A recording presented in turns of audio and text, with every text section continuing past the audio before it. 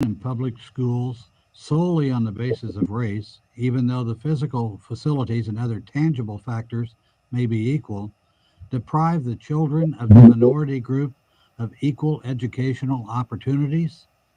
We believe that it does, he wrote. And with that, the court overturned its landmark ruling in Plessy v. Ferguson, which had upheld the constitutionality of segregationist state laws under the doctrine of separate but equal. The court's abandonment of Plessy reverberated throughout the country, but by itself could not dislodge Jim Crow.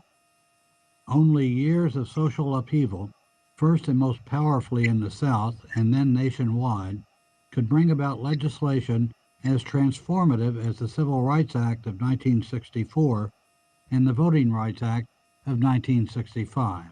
The civil rights movement finally pressured the politicians to act, and the press served as its witnesses. With a presence in the South stretching back 90 years, the Associated Press was uniquely prepared to report it. Following the Brown decision, news features writer Bim Price set out to learn how the South intended to carry out the High Court's ruling. He answered from Little Rock in September 1954.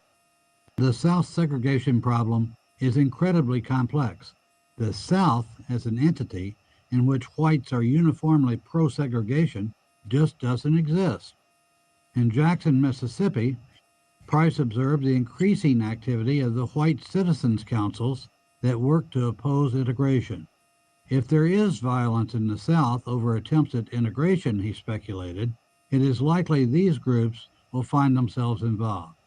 Violence would spread across the Deep South, from Birmingham, Alabama, where Police Commissioner Eugene Bull Connor allowed police dogs and fire hoses to tear into peaceful black demonstrators, to Philadelphia, Mississippi, where the Freedom Summer volunteers Michael Schwerner, Andrew Goodman, and James Chaney were killed and buried in an earthen dam. In July 1963, AP General Manager Wes Gallagher addressed the racial story in the weekly AP log, referring to it as a social revolution and the number one story of today. He admitted that it would be impossible to cover every aspect of this emotional story to the complete satisfaction of everyone, an acknowledgement that AP coverage might displease some Southern members. The solution, Gallagher advised, was to handle the story with the utmost professional skill and traditional AP objectivity. The first major challenge to the enforcement of Brown came as the 1957 school year opened in Little Rock. 9 black students were prepared to integrate Central High School on September 3rd. Without warning, Arkansas Governor Orville Faubus ordered the Arkansas National Guard to surround the school, blocking the students' entry and setting off a national crisis. On September 8th, Coleman A. Harwell, the liberal editor of the Tennessean, cabled the AP, believed it extremely important to expedite Pat Morin or some other top byliner to Little Rock. Situation building up to major showdown. In response, New York dispatched veteran war correspondent and Pulitzer winner Relman Pat Morin and brought in 16 others from the region. On Monday, September 23rd, the day set for the students' return, Morin took up a position inside a phone booth across the street from the school and began dictating. That night, he rewrote his story in the first person. Directly across from me, 3 Negro boys and 5 girls were walking toward the side door at the south end of the school.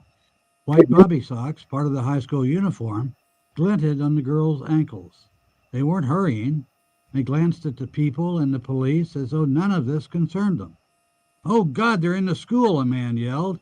A woman screamed, "Did they get in? Did you see them go in?" "They're in now," some other man yelled. "Oh, my God," the woman screamed. She burst into tears and tore at her hair.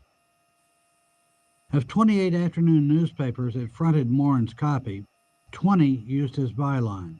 His reporting won him a second Pulitzer in 1958. While Little Rock was the capstone of Morin's career, the civil rights movement inaugurated the career of Katherine Johnson. Johnson had joined the Atlanta Bureau as a secretary, but had passed the AP entrance exam, becoming the only female reporter in the Bureau. There was no story she did not want. She covered the integration of the University of Georgia and the Freedom Rides, and her relationship with the Reverend Martin Luther King Jr. and his family gave her special entree in the days following King's assassination. On June 11, 1963, Johnson found herself in Tuscaloosa, Alabama, covering the staged integration of the University of Alabama over the defiance of Governor George Wallace, who faced off for the cameras against U.S. Deputy Attorney General Nicholas Katzenbach. After obtaining release from a press holding area, Johnson scampered underneath the table that held the microphones for Wallace and Katzenbach. So I sneaked under the table, and that was another thing. Women reporters they just weren't recognized as reporters then. And if anybody saw me, they paid no attention. And I was about a foot and a half away, maybe 2 feet away from Wallace's legs, trouser legs, and catching back. And it was a June day, and it was a sizzler. The heat was close to 100 degrees that day. And I was on my knees or the notepad taking notes. Talking about politics coming from a view of the streets, you know what I'm saying, dog? You know, we're not coming from professional view. We're not lawyers, none of that shit that's on TV, you know what I'm saying? We come straight from the hood, the hood view, you know? Representation of black people, period, on the bench, because we don't know who Clarence Thomas is representing. He's sitting on a Supreme Court, sitting on a bench, smelling like cocoa butter. 2, 3, 4, 5. We're live. Welcome to Hoodviewpolitics, where we go into a deep, detailed dive into politics from a hood point of view. I'm Rabbit Jones. I'm Tony, the number one soul brother, and welcome to the HVP Tuesday night live stream. Somebody's ass is in trouble tonight. Yes, indeedy. Yes, indeedy. A lot to get into. Should Biden quit? Hell no. And I'm going to tell you one thing about this MAGA thing. We like chasing y'all around this internet, boy. You best believe it. Welcome to everybody. If you're new here, you know what to expect. You know what I'm saying? No. If you're new here, you don't know what to expect. Right. If you've been here before, you already know what we're doing. We chasing MAGAs and coons. This thing on? MAGAs and coons. You know what I'm saying? Now, Something like that.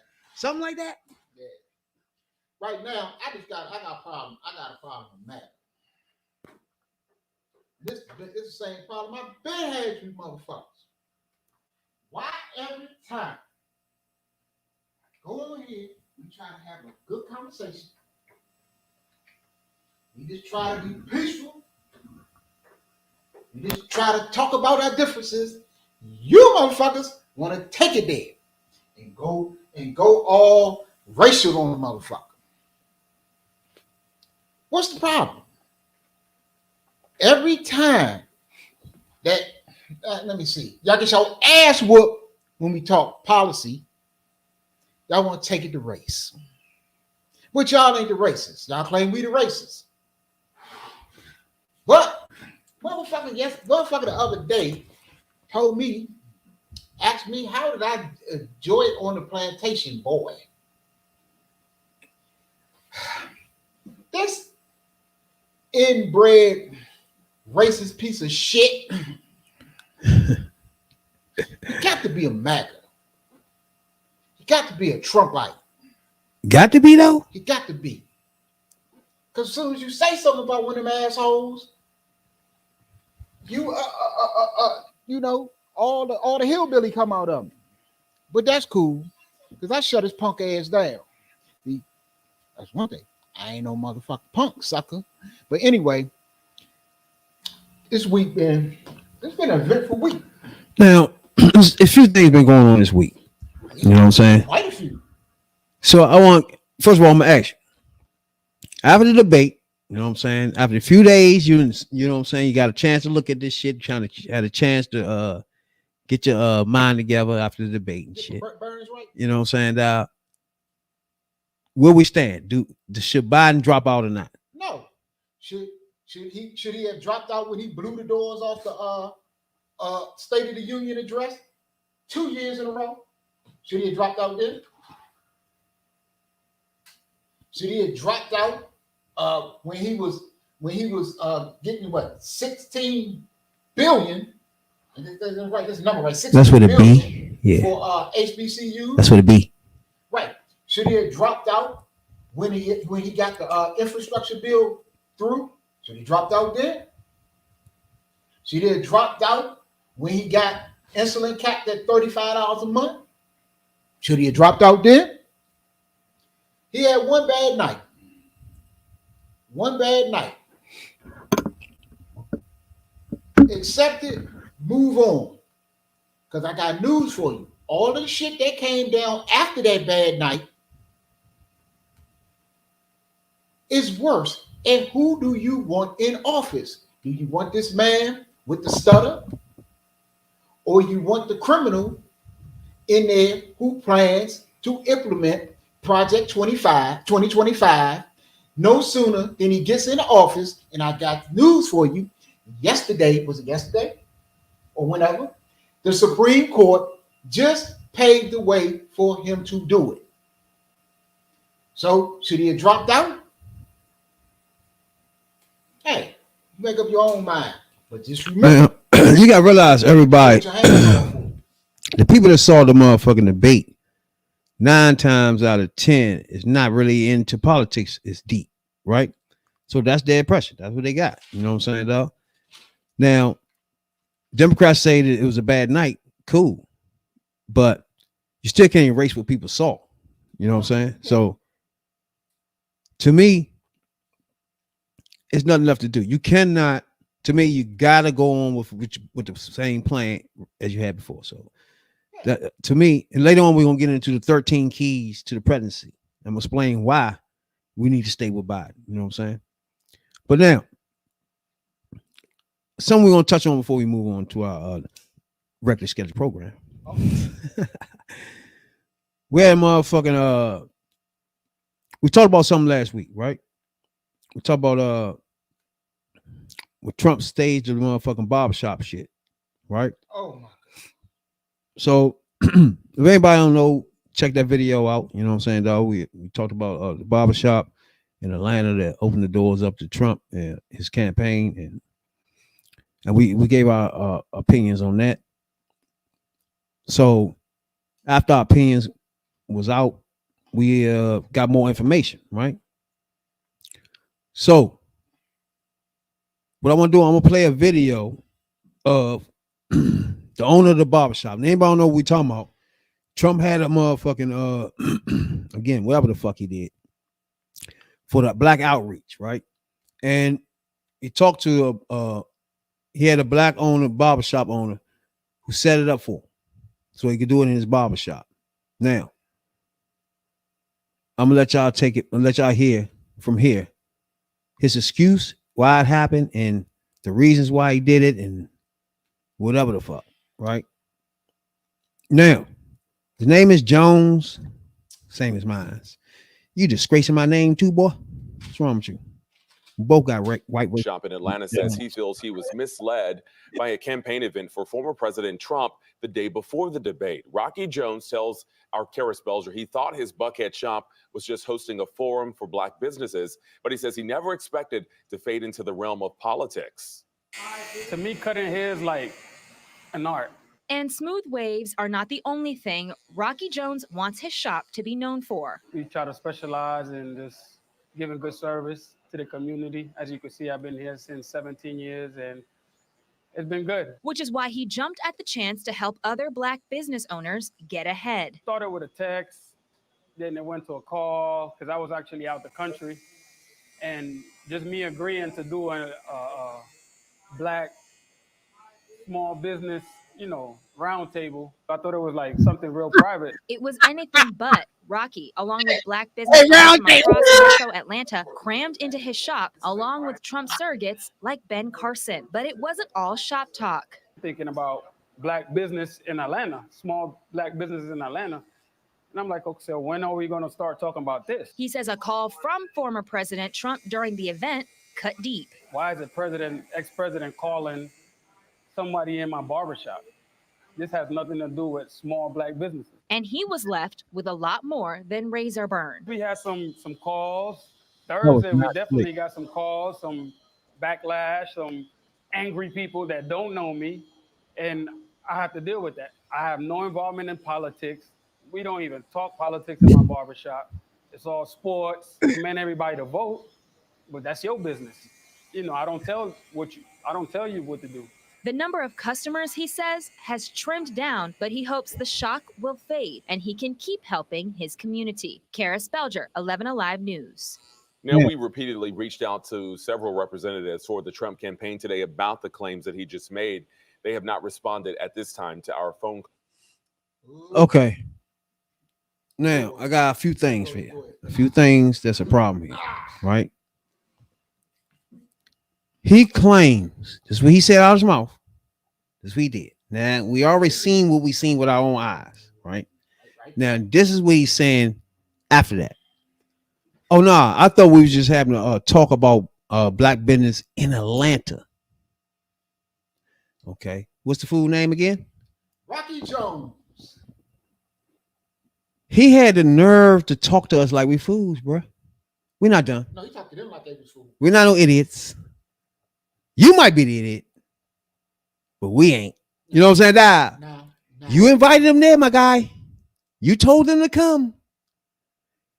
Now, if it's black business in Atlanta, what you thought, why would Florida, what's that fool name? Oh, no, the fool that fucking think, the black dude think motherfucking Jim Crow was cool. Okay, why would he be in Atlanta for this then? That's your contact, right? So what he trying to make us believe, right, that he only talked to, guess who? The Popeyes guy.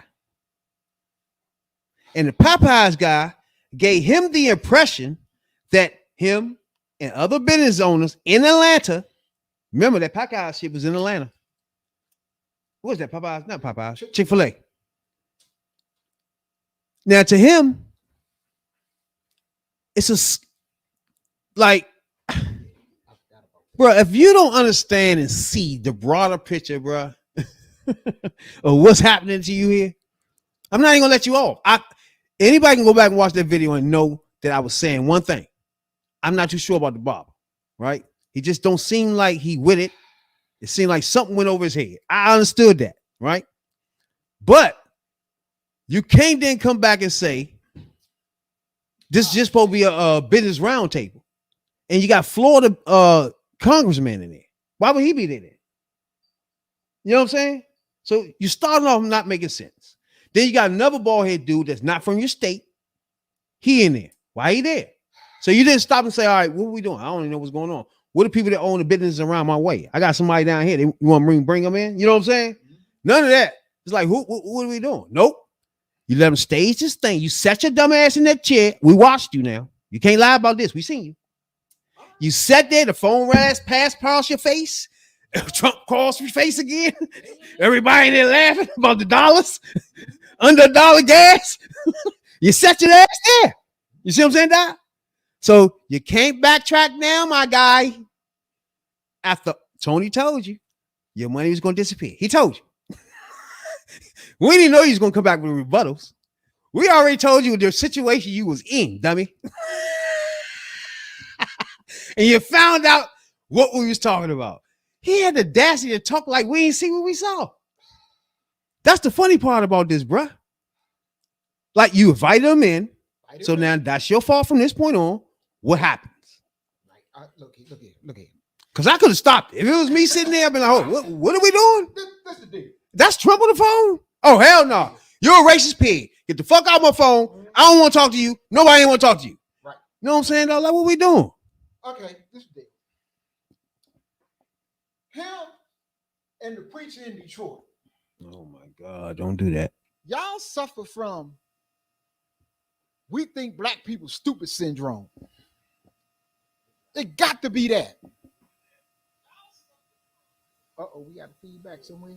But anyway, look, y'all, bruh, you knew what the fuck was going on. You knew what it was from the get-go. You don't shut your barber, you don't shut your shop down for nothing and not know what you're shutting it down for. And you got paid, I think, like $4,000, something like that. So he did get paid, you know. And you signed a contract. You signed a contract, shut your barber shop down for these people to come in, and you didn't know. No. See what you did? See what he did right there, right? And then you found out information of he signed the contract I got more information. and $4,000 was given to him. So you bitch ass, you cannot hide from us. Okay? No. And see, this is the next thing. How I knew you full of shit. Full of shit. Just like the crowd at the church in Detroit, the crowd in this barbershop was mostly white, but they didn't put the camera on it. They was mostly white, or damn near all white. You mean to tell me that you didn't know all these white people was coming up in your shop? They didn't tell you what this business round table was about. They didn't tell me, they didn't tell you that Trump will be called in. They didn't tell you none of this. They just blindsided you with this. Even though you signed a contract and what the event was for and what you were shutting your barbershop down for was in the contract. Because after you went on TV and said you was misled, your man Trump called you out. Then he produced a receipt. So let me anybody don't know, let's responding after an Atlanta barbershop owner says that he was misled when he agreed to host a campaign event for the former president the day before the debate. Rocky Jones from Rocky's Barbershop tells 11 Alive that he thought his Buckhead shop was hosting a forum for Black business owners, not a campaign event. But the Trump campaign is firing right back, posting on X, formerly known as Twitter, pictures of a signed contract between the campaign and the owner of Rocky's for a political event. It says that Donald Trump's name is right there at the top. Now, we reached out to the barbershop, which did confirm the contract is real. We also reached out to Jones for comment, but we have not heard back. No, Jones. You took my name. You fucking my name up too, boy. What's wrong with you? Jones. I don't even want to call you Jones. It's making me mad. Jones. You can't get away. You can't do it. You fucking with a slimy pig. So as soon as you said that, he's gonna get all your information out ASAP. You should have known that, dummy. You're knee deep in slime pig juice. Okay. You in slime pig juice as we speak. You don't know how deep you in this shit, boy. You thought you would come out and tell us that was a lie. Trump lied. You don't know what you into. You don't know what you into. Contract. He signed. I gave him $4,000 too. You motherfucker. He tried Now to eat that. with the okie doke, put $4,000 in his pocket. 4 Thought he G's. was gonna slip these people right under the nose of all the people in the hood. Then when it got out and the backlash came, And act like he had nothing to do with it. Motherfucker said, "What the fuck you doing, man? You know what? I can't fuck with you. I'm gonna find me somebody else to cut my head. I ain't coming up in there no more. Come on, dude. You know this dude is racist. You know this dude ain't about our people. You know the people. You know Ben Carson ain't about us. You know that Byron Donald ain't about us. Yeah. You brought a dude in there that said that Jim Crow was good to black people. I'm paraphrasing. You ain't even got to go no further than that, to be honest with you. People. You sitting up in there with him. You are look. No further, for real. Y'all need look. Let me tell y'all Oreo cookie brothers out there. No, we on your ass though. I'm gonna tell y'all. You try to slide out of this one. We got you though. Got to stop thinking that You try to get out of this one, people my guy. don't pay attention. Y'all think that all black people don't pay attention and you can slide shit by. You can't. That's what we Dog for. whistles and everything else we sniff. You know what? To quote Donald Trump, this right here, this is my black job. To call out your black ass. You know what I'm saying? Now, This is my black job right here. Is to put your black ass on blast. you know. So, look, when the money, when it hurt the business, now all of a sudden you wanted to Out. He done. yeah, you done, bro. Done. You gotta. He put a contract on there. He thought he's fucking with just this a redneck pig that goes down to the dirt. You thought he won't put your contract out and tell how much he gave you, bro? You thought that wasn't gonna happen? You thought you were gonna pull a wool over our eyes? This Cheeto colored bastard. And I gave you the benefit of the doubt at first, didn't I? Yeah, I said, bro, I'm gonna give you the benefit of the doubt because I don't know if this is a wool over your eyes or not. Fuck you. You paid, you signed. You got paid and you signed. If the backlash, Two things. he gonna come Paid up with and something. signed contract. Yeah, that's right. Like, get the fuck out. You knew what the hell was going on after that. Look. If at the very least you knew they occupying your shit for 2 hours. Yeah. Look. Like, come on. Y'all just stop that shit. Y'all out here playing around and y'all acting like that is brothers out here and that's not paying attention. That's stupid. Don't play with me, boy. We on that ass. Ain't hip to what y'all doing. I tried to give you the benefit. I was gonna let you slide. No. I was. My man said, hold on. And yes, I've been digging into this anus. I got some news on him. A couple days ago, we Oh, yeah. reached out to Rocky Jones, and Rocky Jones ain't hit us back. I told my man right here, Give him a chance. he ain't coming up in here. We gave him a chance to speak his own mind. He ain't You coming know what I'm up in here. saying? To change our mind. He didn't. Right, which is dumb. The fact that he signed the contract, he thought that it wouldn't be found out. That's what I mean. We on that ass, my guy. Look, bro, this is Hoodview politics. Fuck wrong with you? If we brought it up, you know damn well we was gonna find out.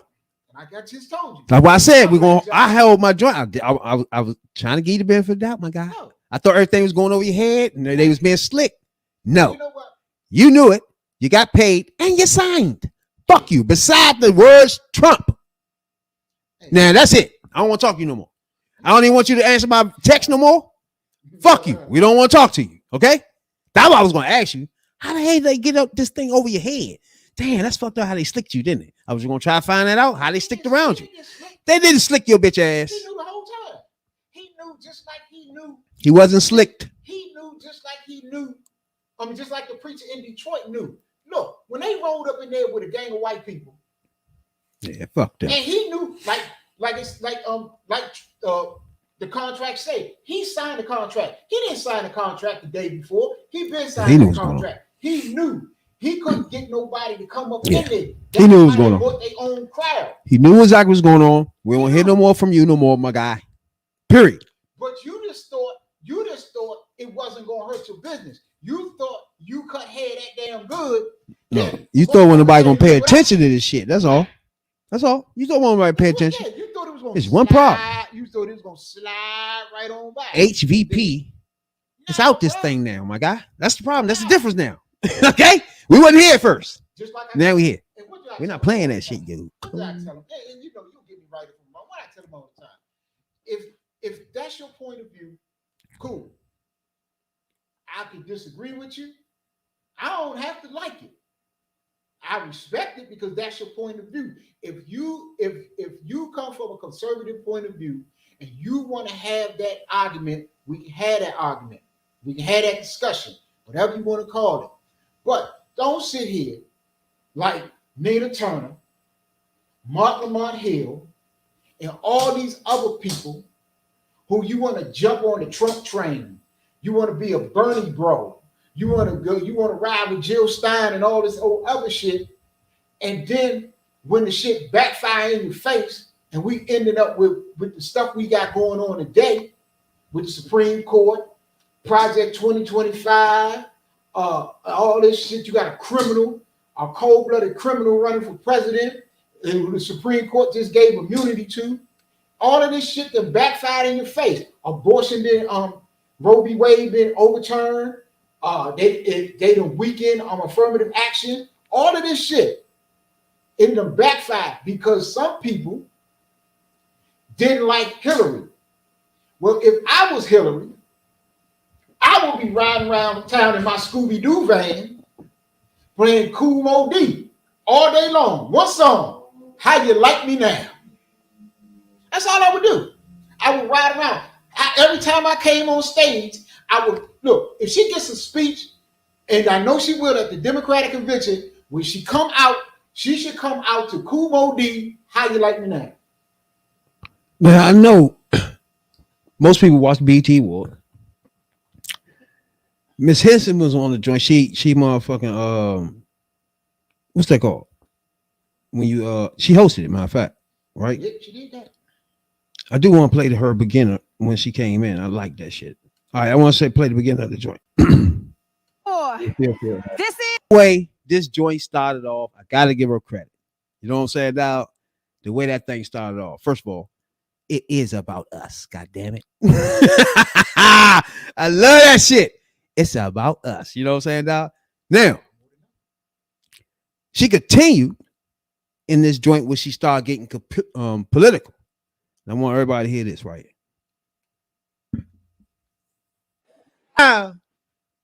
Now, I like that little jab.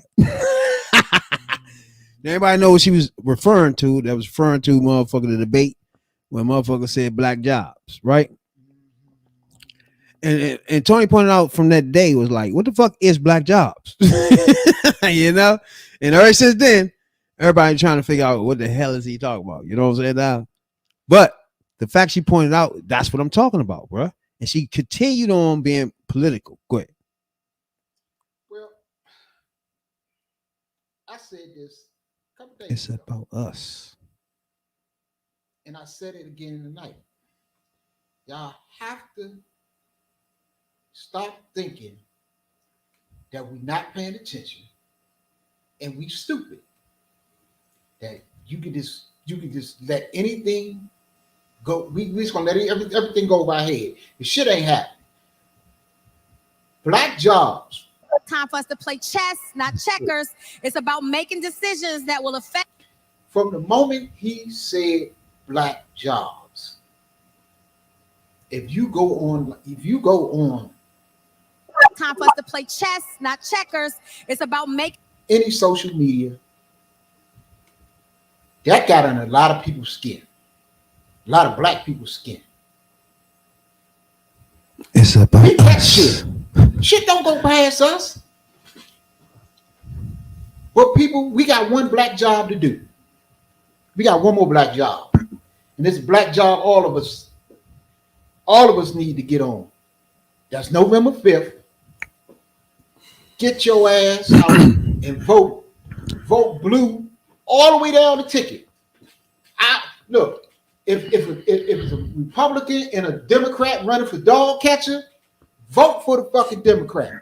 Now, my thing in this whole thing right here, right, is the fact that she again put her balls on the line, right? It's just like, I'm using my time that y'all gave me in this BT Awards to express my feelings, right? Because again, that goes back to people like 50 Cent and all these people that had more influence than her, right? And not risking their influences, and she risking hers, whether y'all like what she like or not, right? She's still putting out on the line what she is for and against, right? And something she talked about, we'll play this joint first. It's something she talked about that me and Tony talked about a couple months ago that we need to go way more deeper in, but just so many of it, just 900 pages of the shit. But we told y'all about the Project 25.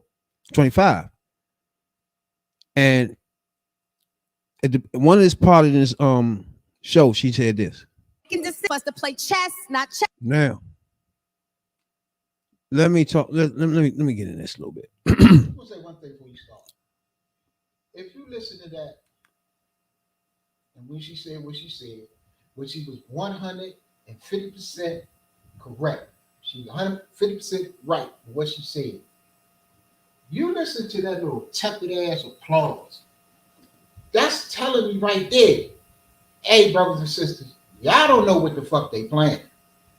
They got a plan, and they executing that plan. Y'all better pay attention. Man, the fact that she jumps out there with, like, first of all, I gotta give her applause, first of all, because the 2025 project, like me and Tony told y'all, is literally some shit we don't need to be involved with.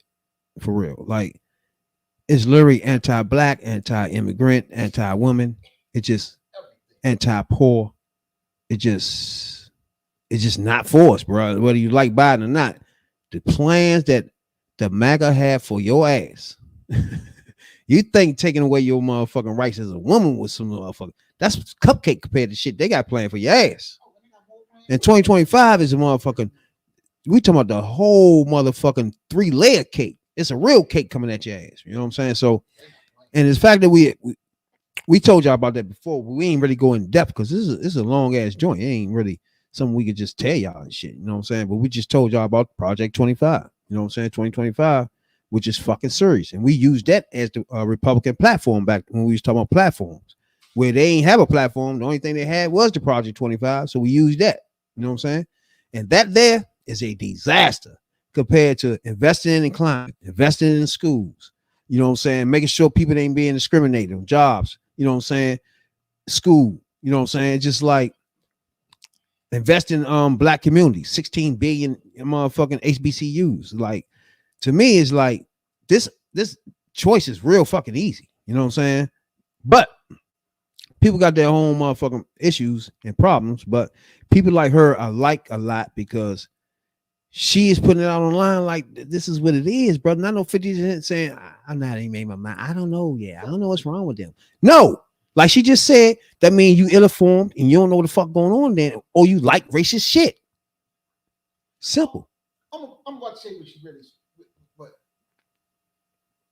really said. And for some people, this went right by. She said, and you can run it back.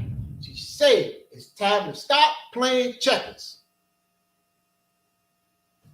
And I'm gonna tell you why and what she mean by it's time to stop playing checkers. We've been out here looking at the short game. Get a stimulus check here. Get this shit passed. Get this shit passed. Get a little pressure right here and now. But what she meant was, we out here playing checkers. The Republicans was playing chess. Because how did we get to this day? We got to this day because a little over 4 years ago, Donald Trump put 3 Supreme Court justices on the stand, on the bench. What happened? Something they've been planning for years. Happened. And he finally got what they needed. What did they do? First thing, overturn Roe v. Wade. Okay? Anybody see it coming, did they? But those who was paying attention, they knew that the president, whoever's the president, picks them justices and put them justices on the bench. Okay, what the next thing that they went after was affirmative action. What's the one other thing? The other thing they hated more than Roe v. Wade, more than the right to choose, was affirmative action. Can't stand it. What did they do? They got it. They weakened it. We know what their game plan is. But we looking at the here and now, they playing the long game. We playing the short game. They playing the long game. They got them justices on the bench. But more than that, they got all of them conservative judges through the whole fucking system. And it's going to take decades. It's going to take years. It's going to take another generation to straighten out the shit that Donald Trump fucked up in, 4 years. And what just happened? They just went after environmental shit. They just made being homeless a crime, people. It is a crime, basically, to be homeless. Look at what they're doing. These people are playing a long game, and if we don't play a long game, we gonna get stuck with this shit. If Trump get the people, if Trump gets back into office, Alito and Thomas are going to retire. That means he gets at least 2 more Supreme Court justices, and he's going to appoint young, MAGA, conservative justices. And you know what? All of our rights, all the rights of black people, all the rights of immigrants, all the rights of women, everything that they don't like, all the rights of people that don't look like them are going down the drain. They will flush down the toilet because we are not paying attention. That's what she meant by stop playing checkers. We need to start playing chess. That's what this Project 2025 shit is about. That, look, they're going to implement everything in Project 2025 in I think it's like 6 months. That's what they want. They want to implement everything in there in 6 months. That means, let me see, that's the inauguration is January 20th every year. I mean, every 4 years. So that means by June 20th, we fucked. Hey, but y'all ain't got to believe me. Mm-hmm. I don't know. Key points, though. You know what I'm saying? But overall, we need more people to step out. You know what I'm saying? And Right. this is gonna be a tough one right here. This race right here gonna be tough as shit, boy. Because we got so many people hiding under the dirt. Black people faking this shit, just hiding and ducking this shit. Like at this point, where Oprah at? What the fuck she doing? Somebody said that the other day. Like, what's happening? Where's she been? Like, if y'all ain't with us, y'all against us at this point. Fuck that shit. What? I give. All this hiding around and don't want to be fucking want to lose your money because you know some of these pigs are paying your rent or paying your bills or fucking half of your business partners. It's all, I mean, I say this. There's a lot of celebrities now that are starting to get starting to notice and start to get behind and speak up. Like I'm reading a tweet. I'm reading a tweet on X on Luther King. You say Joe Biden could be the walking dead. I would vote for him before I vote for a dictator. You say he was thinking third party, but this shit just got real. The Supreme Court knows exactly what they're doing. Like I said, it's Now, a long game. Again, all right, Mr. Judge says, I can safely say that Trump is probably not going to win in 2024. Also, the president may appoint Supreme Court judges, but the Congress have to approve them. Trump alone cannot make the law. Now, the problem with that whole statement is once they let's say you have a list of 6 judges, right? Once you nominate one of them, that's it. There's no second try at that. You know what I'm saying? They just nominate it and they go through a process, and that's it. You know what I'm saying? There's no return. Let's do it. It's over. You made a mistake. No. Like when a motherfucker, you ask a motherfucker point blank, are you going to overturn Roe v. Wade? They're going to tell you no. And soon as they get in there, that's what they there to do. It's just real simple. So you saying they got to be approved, most of Congress is going to go off what they saying out their mouth. For example, the last few joints that Trump put in there told you, they all told you that they was not going to do anything with Roe versus Wade. And they all voted overturned. So they told you out your mouth, your congressmen and women can't do nothing but go what they saying. So it's nothing they can do. It's like this. They blatantly lied to your face, each and every one of them. 3 of them. It was 3 of them, right? Each one of them was asked this shit. I remember that shit. They asked them point blank, would you be okay if Roe v. Wade was overturned? All of them said no. All of them. And the first chance they got, why did they there anyway, is to overturn it. Even though they said that. So it doesn't matter if Congress got to approve them or not. Once they're appointed, they basically the fucking judge. Okay, I say this, and this is what really is happening. You need the House and the Senate. You got the House and the Senate. You'll get it. You get through any judge you want, no problem. They already got the House. It's raised a thin margin, but the Republicans got the House.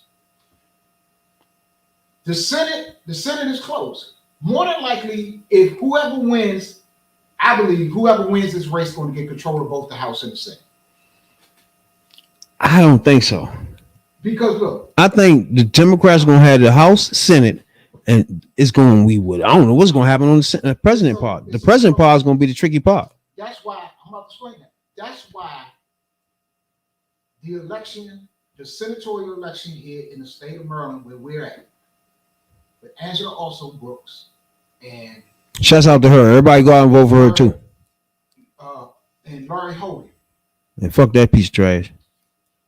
That race right there. If Hogan wins control of the House, control of the Senate goes to the Republicans. So one race determines that.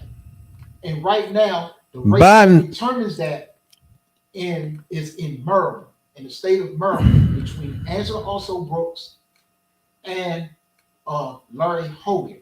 So it's razor thin margins. That's why I say I believe that whoever wins the race is going to get the House and the Senate. And if Trump wins and gets the House and the Senate, he'll get through any judge he wants. He'll get through the most extreme, conservative, MAGA judge he can find. It's almost irrelevant now because the court is already packed with the judges. It can do what they want now. What? It's almost irrelevant if you add more to the shit. It's relevant in this fact. The more judges he can put on there, and the younger them judges are, the longer they stay on the bench, and the longer they have control of the bench. So if he puts a 30, 40-year-old judge, he could put a 30-year-old judge on there right now. Either way, Biden could put a 30-year-old judge on the bench right now. Supreme Court justices are appointed for lifetime. They got lifetime appointments. That means until the day God calls them home, they can stay there. Or they can get impeached too, though. Or if they get impeached, now, you got to go through some shit. Trump had 3 shots at it, right? And everybody don't know one of those was Obama's, and it was stolen from him by Congress. They stole the pick. They held the pick up all the way till election time and said and would not let him pick a person. He picked the person, put him up. They held it up. They didn't block it or nothing. What they can do, they just held it up until till it was time for the president vote. That was crazy as shit. And then once Trump won, it was irrelevant because now whoever Obama put up is irrelevant now. You know what I'm saying? So they stole that motherfucker. So he had 3 joints and one of them was stolen. Simple as that. People gotta understand how serious that Supreme Court shit is. They know now. People understand how serious the Supreme Court is because they there forever. They're gonna be there with your kids. You're gonna be dead. So you gotta make sure whoever in there is gonna take care of your kids and their kids, because you're gonna be gone and they're gonna be still fucking shit up like they're doing now. If we don't get up, I think the Democrats gotta add more people on this joint, and then they're gonna be hard to get that. That's why I always say, man, if Republicans as a party was against gun violence and they wanted to get guns out the street, I know for a fact they will move heaven and earth and they will kill anybody to get them guns out the street, bro. I know for a fact if the Republicans party was against climate change, it wouldn't nothing stop them to put bills up to get climate change ASAP. If the Republicans agreed on schooling in America, it's just on and on and on and on, bro. It's hard. It's just stupid, bro. It's just at this point, right now, everything they want to do is against us. And if they was for everything that I want guns out my street, I know for a fact they would have eliminated by now. And no matter who they had to kill to get it done. You see what I'm saying? That's the problem with Democrats. They keep stopping and being the good people. Stop being good. Fuck it. They're not going to be good. They're going to win by being nasty as fuck. Lying, cheating, and stealing all the way to the White House. Why you sitting there saying, I'm about to be this George Washington never tell a lie type ass motherfucker? Like, this not going to work, bruh. You got to get down and dirty with these fools ASAP. But this is the deal, though. The only reason that the court right now isn't more even is because we don't have a house. If we had the house and had all three chambers, it's legitimate reasons to get rid of Clarence Thomas and Alito. You could have got it, but you don't have the house, so you ain't gonna bring it to the floor. That's another reason why we need to vote blue come November. Because if we take the house back, hold on to the Senate and got the White House, you can best believe that Alito and Clarence Thomas is going to retire quicker than they would if Trump was in there, because they know it's coming. If we get all three chambers, them two assholes is out of there. And that means you'll have four. You'll have four conservatives and it's 6. So you take away 2 and get 2 to the motherfucking to the liberals. So that's why this election is so important. This election is really important. And people gotta realize that your life, the way you live, the way your kids gonna live. Because right now, they're about to, if Trump get in there, they're gonna fuck it up for the next 4 or 5 generations. That's how bad it is. Right now, it's gonna take 3. It could take 2 to 3 generations just to get the Supreme Court back, just to get it back.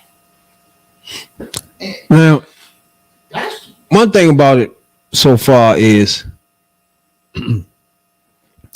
like I said, to me,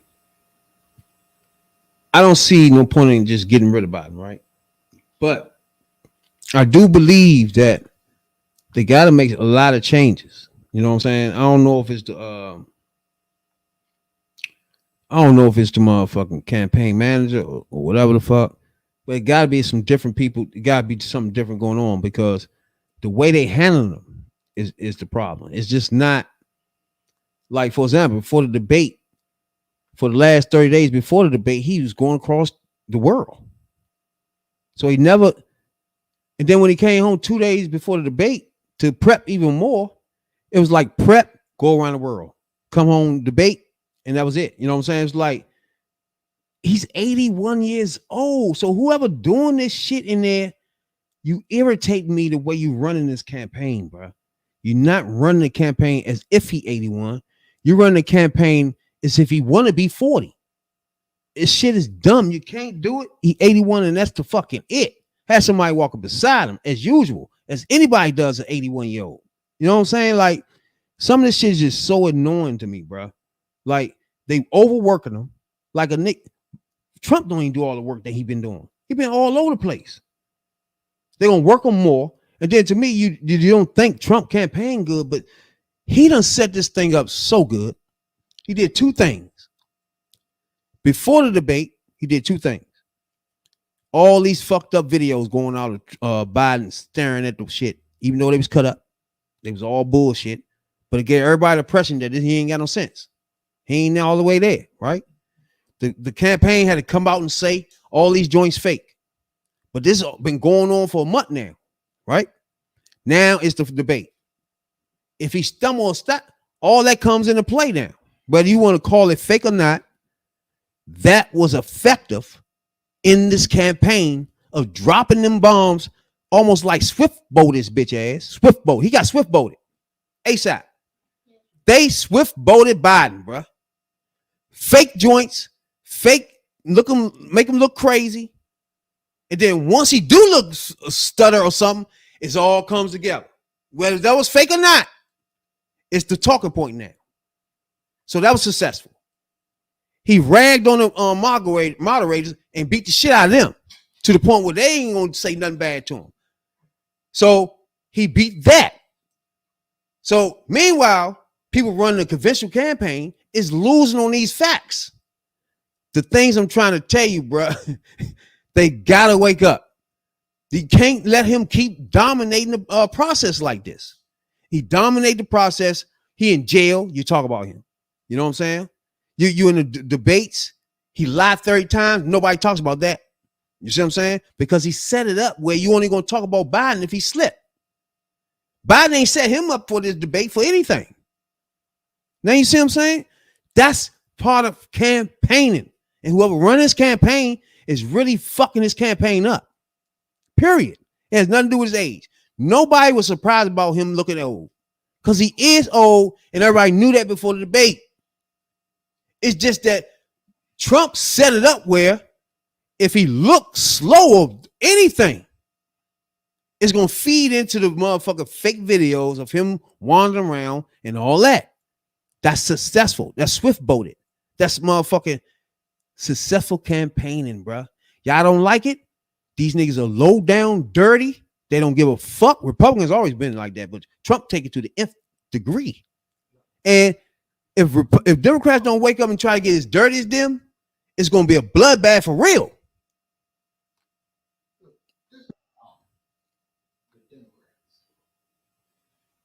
And this is part of the narrative that they should be pushing for real. Joe Biden has a job. His one job ain't campaigning. His main job is being president. I mean, he's dealing with, Yeah, like I said, you going all over the place. Foreign policy. He's dealing with the shit over in Gaza and Ukraine, and you dealing with North Korea, China. You dealing with all of this. Not to mention what you're dealing with in this country. That's for one. So he's gonna be tired anyway because he has a job. Trump has no job. Trump has one job: get out of the campaign. That's all Trump got to do. And remember, Trump should look fresh. Trump should look fresh as a day. For one, he was just sitting up in court, for about a month, not doing nothing. Not doing nothing. That's what I was trying to tell you. Yeah, and then when he campaigns, he's not all over the place. So no, but still, right now, his campaign is more aggressive and more. I think it got more. It's not a strategic campaign. He's just doing the things he normally do. Be aggressive. You know what I'm saying? And he's setting this whole camp. Like now, Biden have to start all over. He got his own party eating him up. Like Trump ain't got to say nothing else to him no more. Just going out his business. You can't tell me that ain't a good ass campaign or strategy he just laid out for the last 2-3 months. Fucked him up. The Democrats right now, all of these ones Now, in the back room talking all this shit about Biden. They doing the same thing. They doing the same shit to Biden that Bernie did to Hillary. Why the fuck are y'all?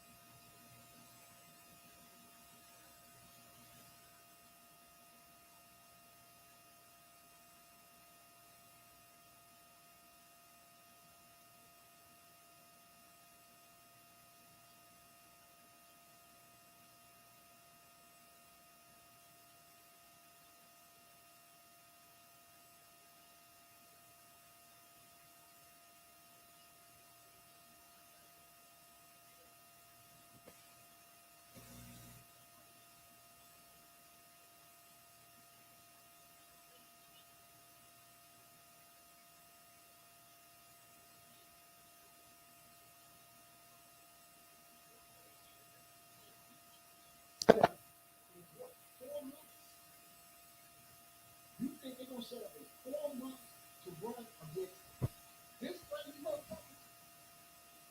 No. Look, it's Joe Biden, Kamala Harris. Right now, it's Joe Biden and Kamala Harris.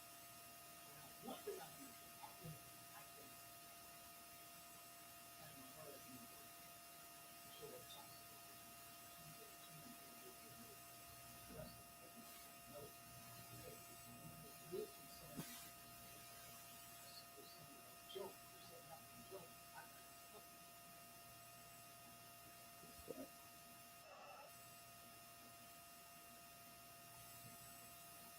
Yeah, check with the difficulties, I think.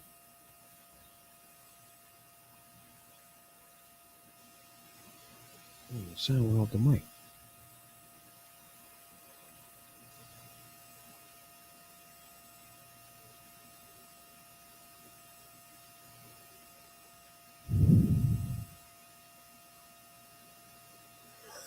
Hold up. Can you hear me now? What the hell?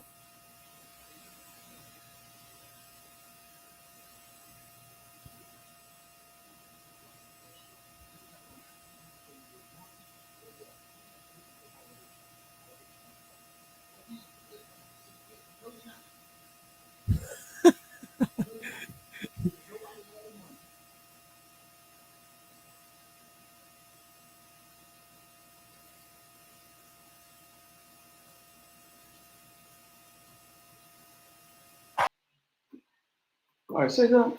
All right, can you hear me now? Can you hear me? Okay, that me? Yeah. All right, what I was saying is, What the fuck? CNN full of shit too. Because how do you agree to not fact check for one of the candidates to participate? That was the agreement between Trump campaign or Donald Trump and CNN. He said, hey, no fact checking. That tells you right then. It should make you suspect that everything this dude, I'll just give him credit. this known for lying, which is smart on his part. I give him credit. He did that. You got to give it. I mean, look, He did that for sure. It's a good move on his part because hey, he knew no matter what I say. Because remember, they said Trump did no debate prep. Trump just said, yeah, because he already knew. Look, I go there and say what I want. They're not gonna check me on it. At the same time, you gotta realize, like I was saying earlier, whoever prepping them and shit, the managers, they overdid. This shit was just a complete flop from the management of whoever running the campaign. And for Biden, who the fuck does debate prep on the day of the debate? Damn, I'm sounding like Joe was sounding. Who does the debate prep on the day of the debate? Who does that? Nobody does that. If he ain't got it by that day, he ain't gonna get it. So who does it? It's still a management problem, bro. They fucked that up. Yeah, but at the same time, what we want to do is we go back. Something we do, like we like to do. We go back. You know what I'm saying? And talk about the moments in time and people in our history. You know what I'm saying, dog? And tell you about things that happened and shit back in our day. You know. And we like to call this little segment.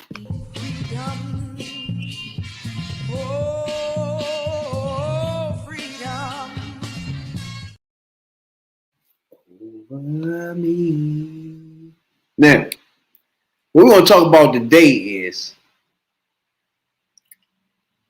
the anniversary of the Civil Rights Bill.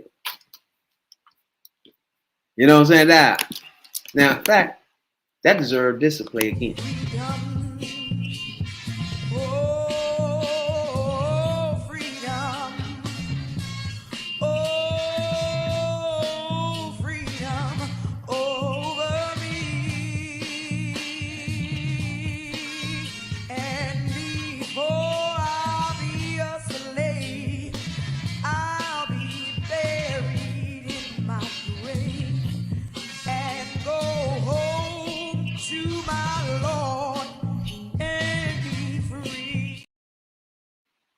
and be free. I love it. You know what I'm saying? Now, if everybody know, the civil rights, huge point in American history. Now, there's a lot of black MAGAs want to skip over this point in history. You know what I'm saying? That's not, it ain't our fault that you want to skip this part. But the civil rights itself, when it passed, now, if everybody don't remember, people started dropping like flies. Our civil rights leaders, murder, cold blood. After this thing started getting traction, right? So, what me and Tony want to do here is have a discussion about the civil rights time when it passed, and what us black people, what were we going through at the moments of the civil rights bill, right? Now, we all know that Martin Luther King and Malcolm X had two different visions for us black Americans, right? At this point in time, we had Martin Luther King, who was had like a little gang of other clergymen, right?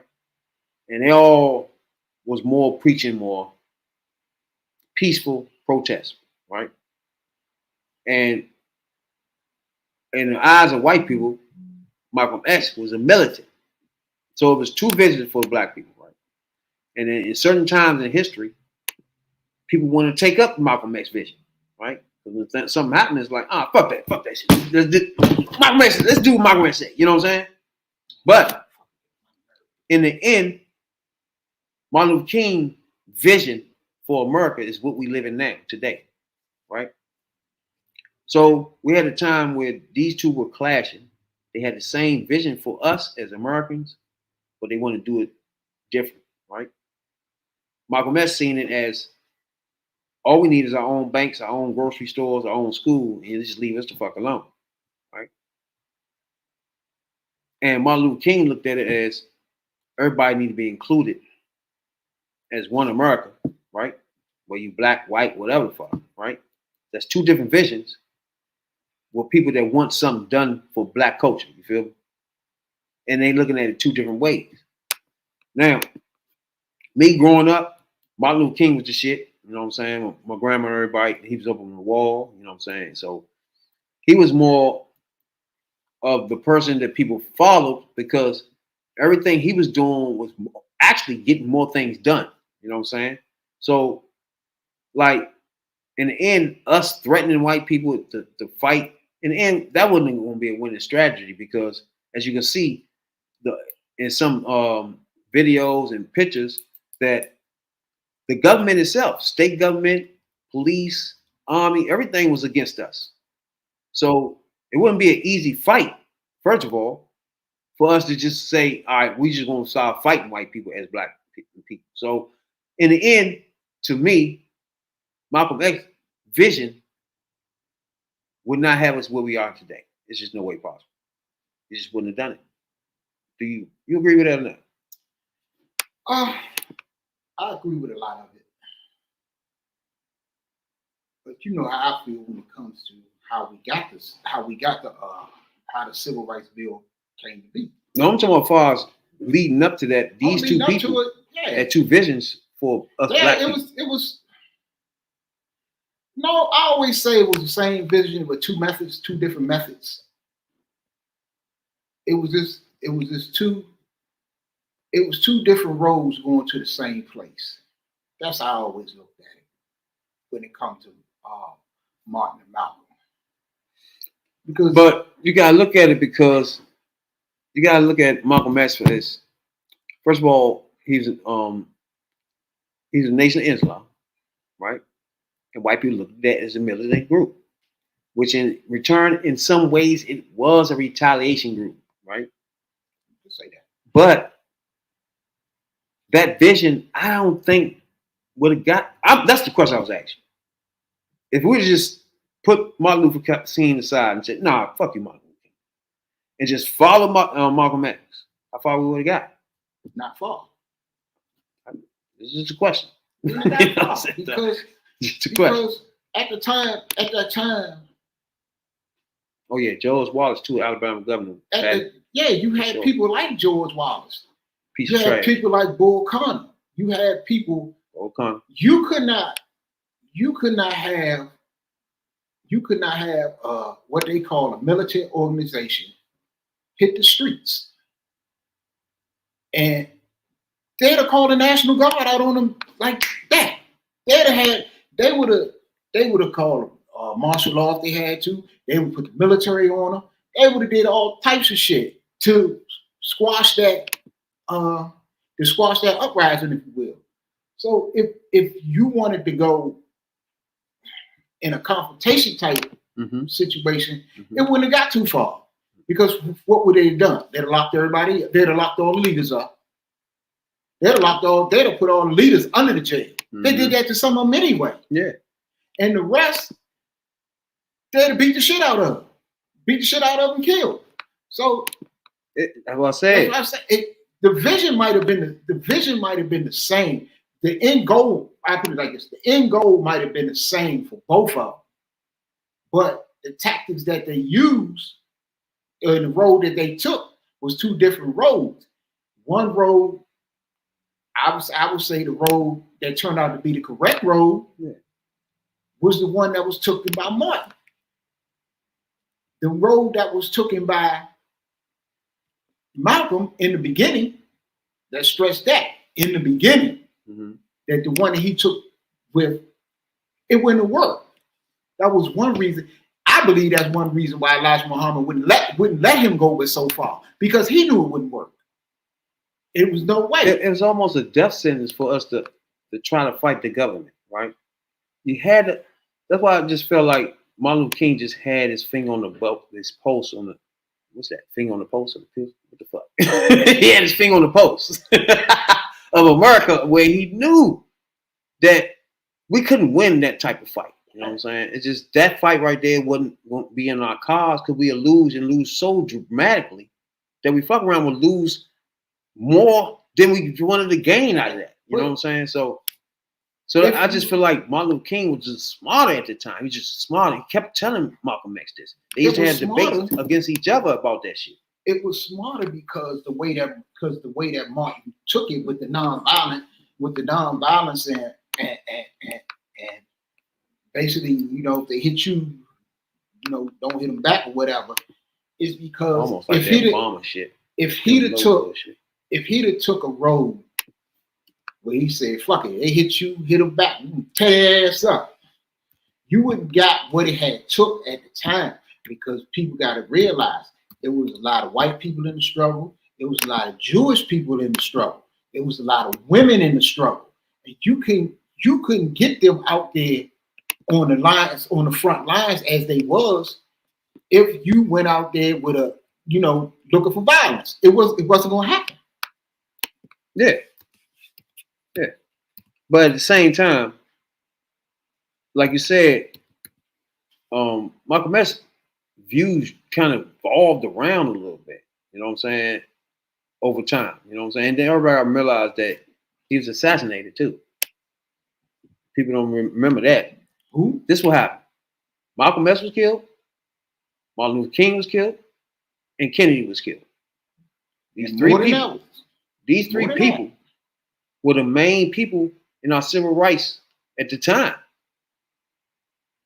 These three people, Martin Luther King, Malcolm X, and Kennedy, had so many people behind them that they was too powerful as a collective, that they all got murdered within 3-4 years apart of each other. Murdered. Assassinated. The president was assassinated in the middle of the street because he said he was signing a civil rights bill. He was assassinated. MLK was killed. ASAP. Everybody at that point in time that spoke out and had a huge voice was murdered. That was the time we were living in. Murdered. I mean, Martin was murdered. Malcolm was murdered. Or whatever, under whatever circumstances. Medgar Evers was murdered. You had, man, it was a lot. I mean, you had You had the civil rights workers that was killed in Mississippi. You had the four little girls in the church bombing. You had a lot. The struggle, man. A lot of people. I mean, you got to include Emmett Till. A lot of people lost their lives in the struggle, in the civil rights struggle. Oh yeah. But look, definitely lost a lot of lives. Look, but it's the just civil that rights bill came about after that march on Washington. Yeah. When I'm telling you, and this is what all three of these people are now dead though. I believe it to the day I die. Martin Luther King is dead. Kennedy is dead. Yeah. Malcolm X is dead. All of them. Shit. Kennedy at what? Kennedy was 40 something. Malcolm in. All was murdered before the bill was signed. Malcolm in. No, it wasn't. Yeah. No, it wasn't. Bill Kennedy was signed was in dead. 65. The bill was signed in 65. Malcolm wasn't dead till Malcolm was dead in 65. Malcolm dead. No, it wasn't. Malcolm was dead in 65. No, Malcolm might have been. Malcolm might have went before Martin. Yeah, he did. Martin went in 68. 68. And then Kennedy was killed a year after that. 69. Right before he was sign the bill, and then what's his name came in and signed the bill? Yeah, LBJ. LBJ signed it. But the goal were from the white Americans to stop it. Right. Kill all of them. You had motherfucking. You had the GOP hero. Somebody was putting his ass out there today. The GOP Republican hero, the Republican Messiah, Ronald Reagan. Ronald Reagan came out against the civil rights bill. He was a piece of shit. But look, like I said, the civil rights was acting in July 2nd, that's the day, right? July 2nd, 1965. 1965, landmark civil rights bill. Mm-hmm. It was really a labor law. Anybody don't remember that? Discrimination based on race, color, religion, and sex, and national origin. Now, what about that? It's not. Right now, you got Republicans who want to blow this up. Nothing we said was wrong, right? Yeah. But they want to go back to 1700s. Because that's what they like. So like we said, the Civil Rights Bill was one of the landmark bills in our country. Yeah. Most important bills in American history.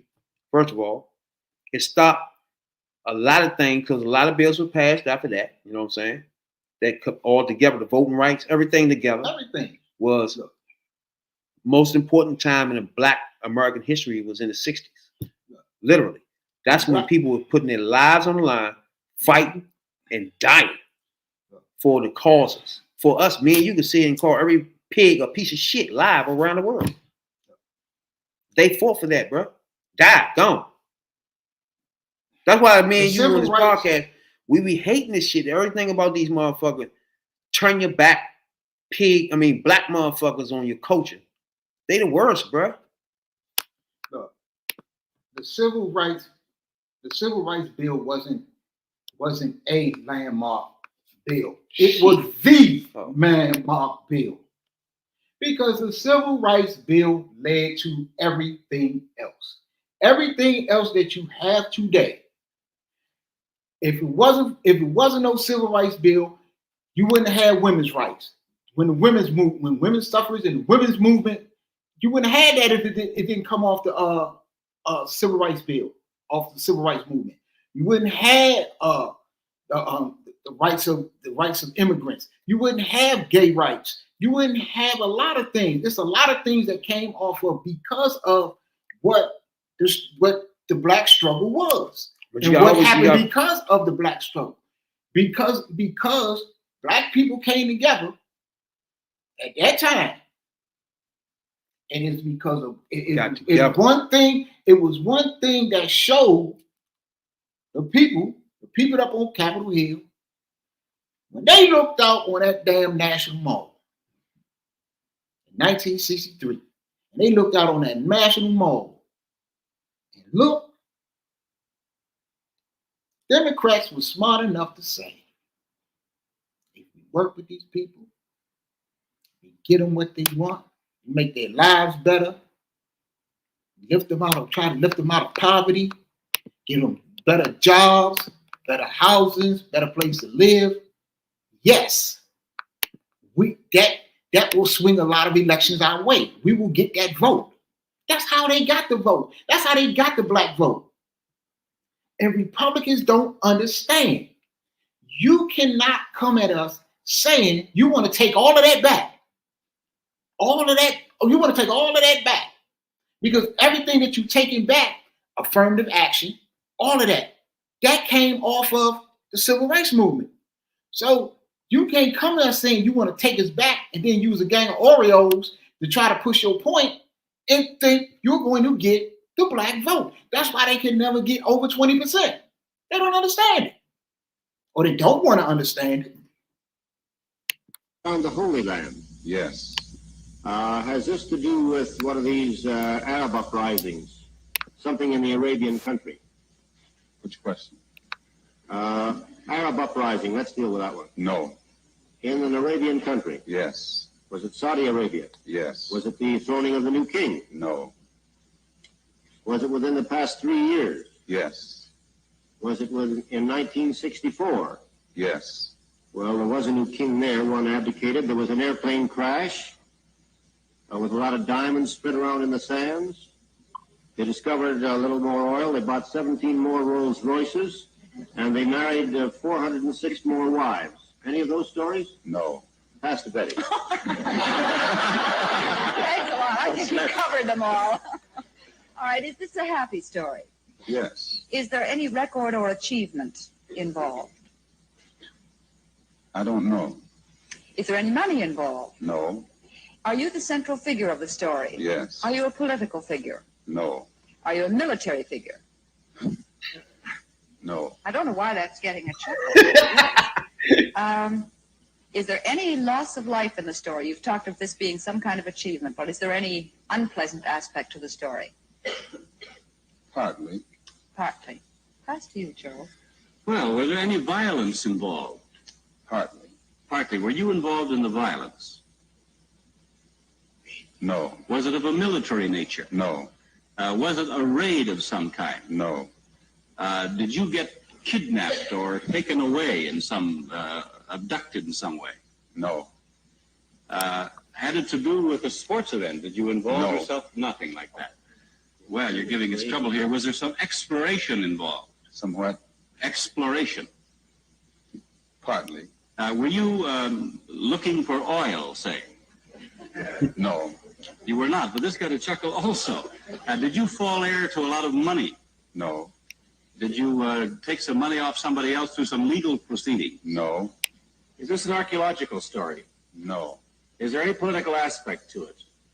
Partly. There's partly a political aspect. Is a discovery of some sort involved? Yes. Is a crime of some sort involved? Partly.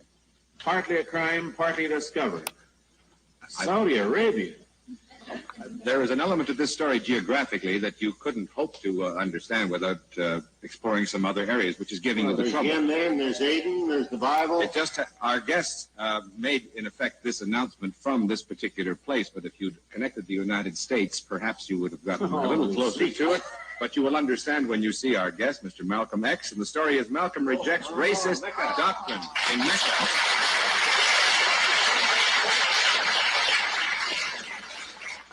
There was no way of getting you back on the track without giving it away. We knew the story would give you trouble, and it did. And we want to talk with our guest in just a moment. We'll do that, but first, this message from the maker.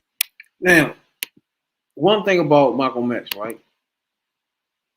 He went around on TV on anything, bro. White people, he didn't give a fuck. He was on all TV shows.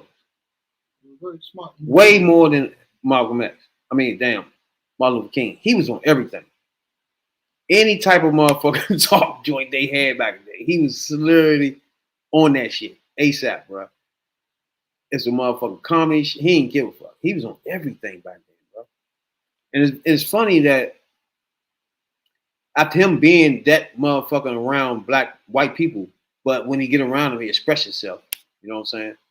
The fact that then they turn around and try to kill him, you know what I'm saying?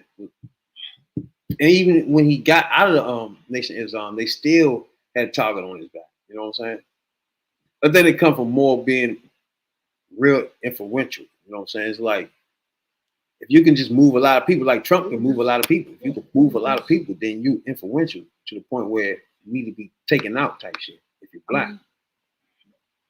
Especially these two, Michael X and these two was way bigger than life. Even to the time he was alive to this day. I just want to see It's people all about see his personality. It's all about with the Nation of Islam. The nation is Elijah Muhammad, and when he became bigger than Elijah Muhammad, it wouldn't happen.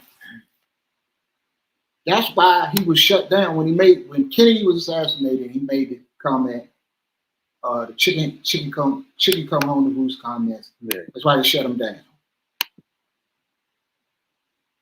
It was a lot of shit, internal shit within the Nation of Islam. There's a lot of shit going on with Elijah Muhammad, hitting them females and knocked a couple of them up or whatever. It was like it was a lot going on. But again, we don't know. It's almost a dynamic you see now with famous black people where all of a sudden some bullshit happen. White people can be setting them up. Shit ain't changed. White people setting them up back then too. Shit ain't You know what I'm changed. saying? Shit ain't changed. It was harder back then to even find out niggas setting you up. You know what I'm saying? They was really getting set up left and right back then. Eating all bullshit they ain't had nothing to do with. I'm sure a lot of people that heard the stories, you know, on how crack guns got in the hood and how certain people, was eliminated. You know, it ain't all conspiracy theories. Some of the shit true. Oh yeah. So that ends our discussion about motherfucking the civil rights, you know what I'm saying? Anniversary is the day. So we use that to go into our Black in the Day set.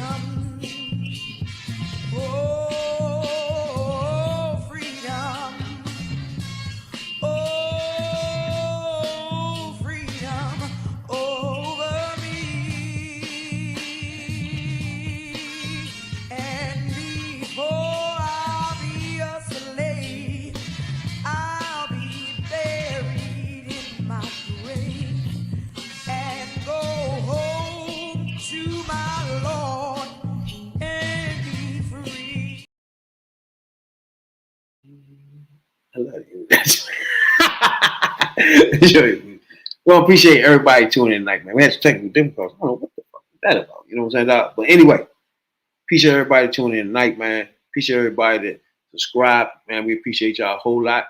All the new hoodies in the motherfucking spot. We appreciate y'all a whole lot. You know what I'm saying, dog? Y'all some say we get out of here? Yeah. Shout out to the folks that was tuned in and especially the ones who was participating. We saw your comments. And look, y'all ain't gotta believe me. But y'all gonna fuck around and find out. If you don't listen, I need to get y'all asses out here and vote. They got a plan. That plan is in effect. That plan is being executed now. They got a plan for all of us. So y'all better look. I better get on y'all better get on y'all job and figure out what it is. Shouts out to everybody that's out just joining, black people that's in the fight with us. You know what I'm saying? And we appreciate y'all. Y'all know who y'all are, the Roland Martins of the world, and all the peoples that. And Shawty Hensey just put her neck on the line just the other day. So people like y'all, we with you. Me and my nigga here, we in this fight with you. We're going all the way to the end of this damn thing. Coons and MAGAs. You know what I'm saying? We in it. Knee deep. You know what I'm saying? We come from a perspective, right? Born and bred, DC, Maryland. You know what I'm saying? New perspective. That part right there, nobody know about. You know what I'm saying? Shout out to Taraji. And then we not even motherfucking young. So we coming with the history of this. You know what I'm saying? I'm coming in my 40s. My man is 50s. And we've been in DC and Maryland streets since we've been alive. So we come with a whole nother perspective. And we come with politics, you know what I'm saying, dog? From a hood point of view. As usual. You know what I'm saying, dog? I appreciate everybody though. You know what I'm saying? That interact with us because we want to make sure we have this black conversation all over the world. This black debate. You know what I'm saying? Any black culture debates, we want to have them. You know what I'm saying? So we appreciate everybody that joins us in this journey. To be honest with you, if you become a hoodie, subscribe. You know what I'm saying? Like, subscribe. We appreciate y'all a whole lot. You know what I'm saying, dog? Let's get it. Magas and coons, we coming. You know what I'm saying, dog? Magas and coons. Hey, appreciate y'all though, man. Damn, I don't know what the technical difficulties were. We got to figure that out. You know what I'm saying? But until next time, each and every Tuesday, we live. You know what I'm saying, dog? Live. Tuesday, we got a big show for y'all. I mean, damn, what's the day? Day is Tuesday. Shit. The next joint is gonna be a big show for y'all. You know what I'm saying, dog? We got a lot in store. You know what I'm saying, dog? We try to pop in here twice a week. Definitely on Tuesday nights. I see you, Mr. Catch us for show. Appreciate y'all a whole fucking lot, though. Y'all don't understand, bottom of my heart, how we appreciate y'all for tuning in, interacting, subscribing. We really appreciate y'all a whole lot. Spread the word, because we want to talk to each and every black person out that thing. Get the word out, get the information out, so they can make the right decision. Project 25. Look that bullshit up. You know what I'm saying, guys? Take the time to look that up, and we're going to bring it to you anyway, whether you look it up or not. You know what I'm saying, dog? So the next podcast, we went into Project 25 before. We're going to go deeper and deeper into that thing. You know what I'm saying, dog? We on your ass, man. Talking about politics coming from a view of the streets, you know what I'm saying, dog? You know, we're not coming from professional view. We're not lawyers, none of that shit that's on TV, you know what I'm saying? We come straight from the hood. We the hood view.